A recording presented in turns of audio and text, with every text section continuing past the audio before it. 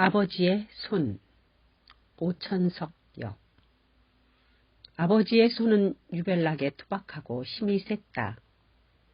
맨손으로 과일나무를 전지하고 아무리 고집센 당나귀도 아버지 손에 잡히면 안장을 얹어야만 했다. 자도 없이 판자 위에 정확한 사각형을 그렸다든지 맨손으로 문에서 쇠돌ጨ기를 뜯어냈다는 등 아버지의 손에 얽힌 얘기가 많았다. 그러나 내가 기억하는 것은 아버지의 손이 남달리 따뜻했다는 것이다. 아버지가 내 어깨를 꽉 붙잡았을 때 셔츠 밑으로 스며들어 오던 그 손의 따뜻함. 아버지는 매가 공중에서 날쌔게 덮쳐 내려오든가 들토끼가 웅크리고 자고 있는 것을 발견하면 내 귀를 잡아당겨 머리를 그쪽으로 돌리도록 했는데 그때에도 손이 그처럼 따뜻했었다. 아버지의 손은 여러모로 쓸모가 많았다. 그러나 오직 한 가지, 글자를 쓰는 일만큼은 끝내 배우지 못했다. 아버지는 글을 몰랐다. 문맹자가 거의 없는 오늘날 아버지가 겪었던 고통은 이루 말할 수 없었다. 아버지가 입학한 초등학교는 몹시 엄격했던 모양이었다. 한 번만 잘못 대답해도 사정없이 자로 팔뚝을 10대씩 때렸다. 6살 난 아버지에게는 글자를 쓰고 외는 게 도무지 어려웠다. 아버지는 난독증이 심했는지도 모른다. 2달 뒤 할아버지는 아버지를 퇴학시키고 농장 일을 돕게 했다. 오랜 세월이 흐른 뒤 초등학교를 4학년까지 다녔던 어머니가 아버지에게 글을 가르치려고 애쓴 적이 있었다. 그 뒤엔 내가 조그만 손으로 커다란 아버지의 손을 붙잡고 이름 쓰는 연습을 도와드리려고 했었다. 아버지는 자존심을 누르고 열심히 공부하려고 했다. 커다란 손가락을 꽉 움켜쥐고 더 이상 글 모르는 서름을 당하지 않게 되기를 바라셨다. 어느 날 아무도 없을 때 아버지는 몰래 내 2학년 국어책을 읽어보신 모양이었다. 그러나 그때 아버지 실력으로는 좀 어려웠던가 보았다. 오, 하나님, 애들 책도 안 됩니까? 아버지는 책에 머리를 파묻고 울었다. 그날 이후 아무리 설득해도 아버지는 다시는 펜을 쥐려고 하지 않으셨다.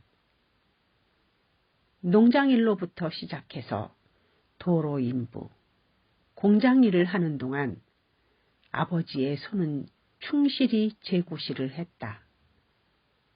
게다가 아버지의 머리는 명민했고 아버지만큼 일에 열심인 사람은 아무도 없었다. 2차 대전 때 아버지는 조선소에서 파이프 기술자로 큰 군함을 만드는 일에 참가했다. 아버지는 무척 열심이었고 또 능력이 있어서 자격 시험에만 통과하면 책임자를 시켜주겠다는 제의가 왔었다. 아버지는 배의 심장부에 이리저리 이어져 있는 파이프 배선을 머릿속에 그리면서 청사진 위에 척척 도면을 그렸다. 파이프가 엇갈리거나 구부러진 부분도 모두 기억해 낼 수 있었다. 그러면서도 아버지는 글을 몰라 그 시험에 통과할 수가 없었다. 조선소가 문을 닫은 다음 아버지는 방적 공장에 취직했다. 거기서는 밤일만 하고 낮에는 농장 일을 했다. 그 방적공장 역시 문을 닫자 아버지는 새 일자리를 구해야만 했다. 매일 새벽같이 일을 구하러 나갔다가 밤이 늦어서야 그냥 들어오곤 하는 며칠이 지난 뒤 아버지는 어머니에게 이렇게 말했다. 어디서나 필기시험을 본단 말이야. 아버지로서는 일꾼을 구하는 고용주 앞에서 사인 대신 X표를 해야 되는 게 정말 괴로운 일이었다. 특히 어떤 때는 딴 사람 이름에 X표를 해서 그 사람이 아버지가 가야 할 일자리에 대신 가는 경우도 있었는데 그것을 보실 때마다 미칠 듯이 괴로워하셨다. 다들 뽑혀간 다음 혼자 남아 우두커니 창밖을 내다보는 아버지를 본 날이면 나는 한참씩 울곤 했다. 마침내 아버지는 읍내에 있는 방적공장에 취직이 되어서 우리는 그곳으로 이사를 했다. 아버지는 좀처럼 도시 생활에 적응하지 못했다. 눈에 빛나던 광채는 사라지고 뺨도 홀쭉해졌다. 그러나 손만은 그대로 힘이 세었고 무릎에 앉아 성경을 읽어드리는 나를 붙잡고 있는 손은 여전히 따뜻했다. 아버지는 내가 글을 읽는 걸 자랑스럽게 생각했다.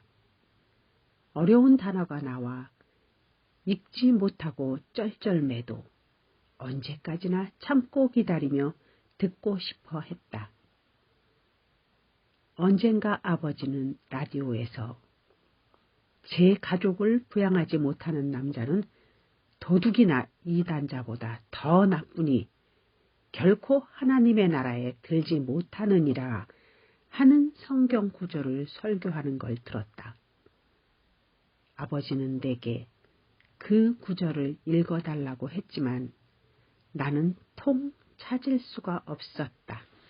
그 뒤 아버지는 식탁에 앉아 마치 기적이 일어나 읽게 된 것처럼 성경을 뒤적이더니 한 페이지를 짚었다.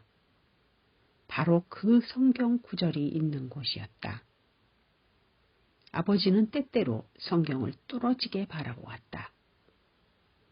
나는 그 이유를 알고 있었다.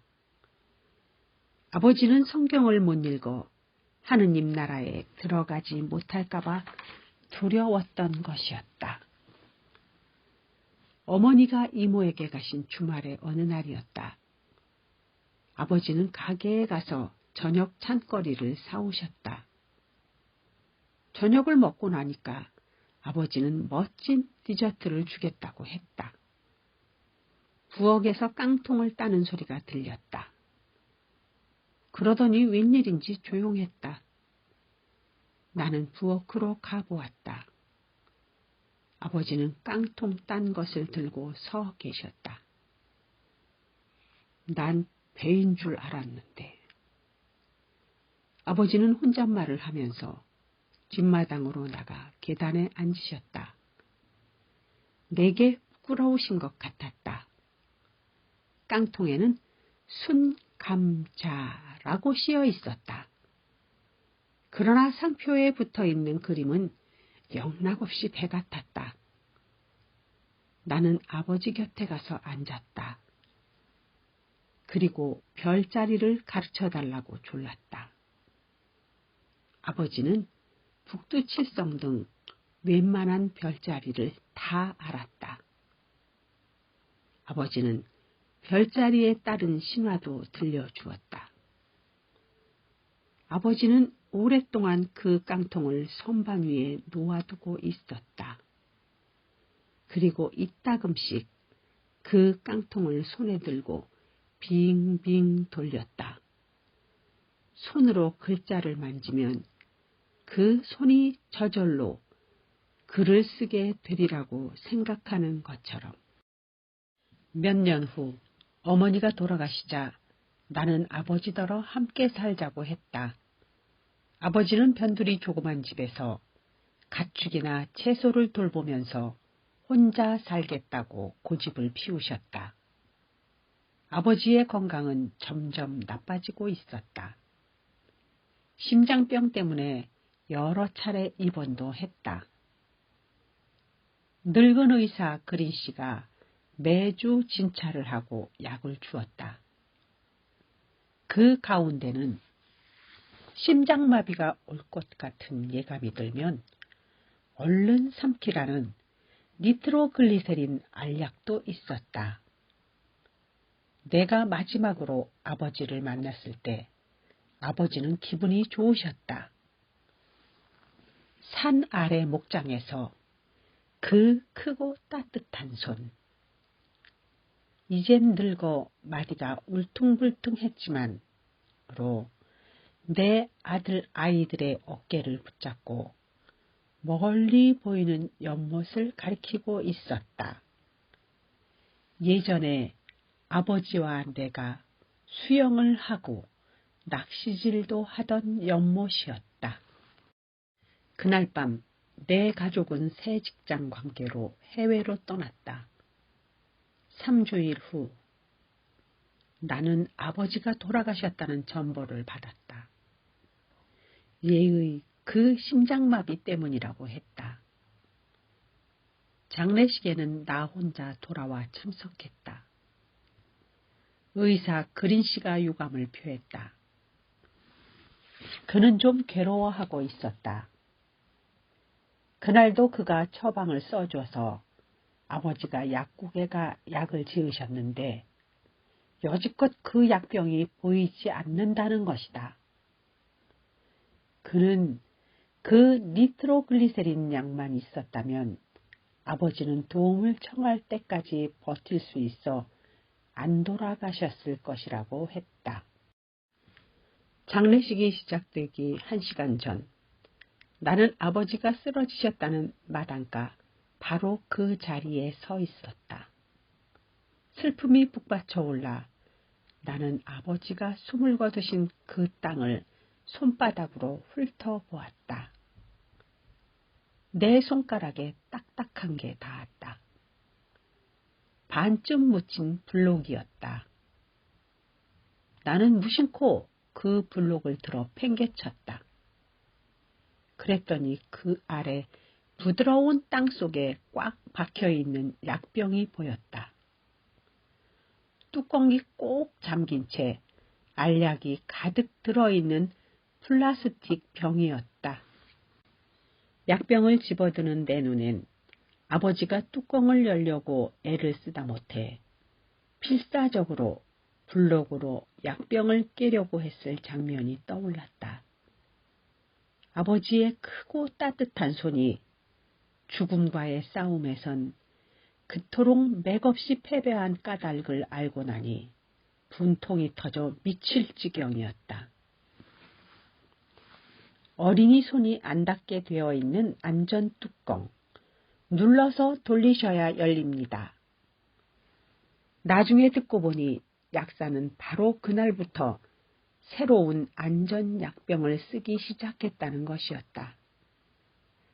나는 어리석은 짓인 줄 알면서도 시내로 나가 제일 좋은 가죽 표지의 사전과 순금 펜 세트를 샀다. 그리고 아버지의 명복을 빌면서 따뜻하고 충실했던 손, 그러나 글자를 못 썼던 그 손에 그것들을 쥐어드렸다.